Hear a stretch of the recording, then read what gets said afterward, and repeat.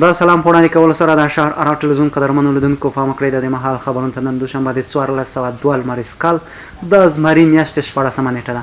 د بلخ ولایت د کډوالو او بیرته راستنېدونکو چارو ریاست تر چتر لاندې د NRC موسسې له لوري د بلخ ولایت دولت آباد ولسوالۍ په یو شمېر اوسېدونکو باندې د کار کولو لومړني وسایل وویشل شول. د یکشنبې په ورځ د بلخ ولایت د کډوالو او بیرته راستنېدونکو چارو ریاست تر چتر لاندې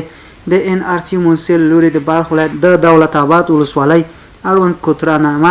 او نغاره خانه سیمو کې شاوخوا 150 کسانو باندې لومړی د کار وسایل لکه بیل، کولنګ او همداسې نور کاري وسایل وویشل شول او د کار زمینه ورته برابره شوه. یاد کسان چې وړاندې د جګړو له امله د خپلو سیمو څخه بېځایه شوي او د شرعي نظام په راتګ سره خپلو سیمو ته ستنه شوي چې څه موده وړاندې د بلخ ولایت د کډوالو او بیرته راستنېدونکو چارو ریاست له لوري اړمن بلل شوي وو. نوموړي کسان به د خپلو سیمو د اوبو د کانالونو پاککاري کوي او د ورځې به هر کس ته 1500 افغانۍ معاش د NRC موسسې له لوري ورکول کیږي چې نن یې په خپل کار پیل وکړ. په همدې حال کې د بلخ پوهنتون رئیس ښاغلي مولوي ضیاءالحق ضیا کریمي د ترکستان راه سعادت او تاج خصوصي موسسو د کانکور له ازموینو لیدنه او نظارت وکړ. د بلخ پوهنتون رئیس ښاغلي مولوي ضیاءالحق ضیا کریمي د ترکستان راه سعادت او تاج خصوصي موسسو د کانکور ازموینو څخه لیدنه وکړه.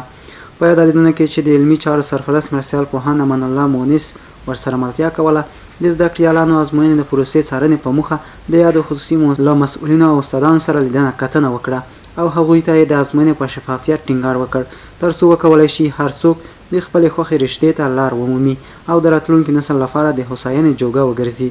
همدارس ښاغلي ضیا کریمي زده کړیالان وهڅول چې په خپل وړتیا بورسا وکړي او له نقل څخه ډډه وکړي او ډاډ یې ورکړ چې د ستونزو په حل کولو کې هر راز مرستې ته ژمن یو او په پای کې د یادو لوړو زده کړو خصوصي موسسو مسؤلینو خپلې ستونزې د بلخ پوهنتون له مشرتابه سره شریکې کړې تر څو د حل په موخه یې ګړندي ګامونه واخیستل شي. قدرمنو لیدونکو دا و د دې مهال خبرونه. پاتې وخت مو په خیر. تر بیا ښې چارې.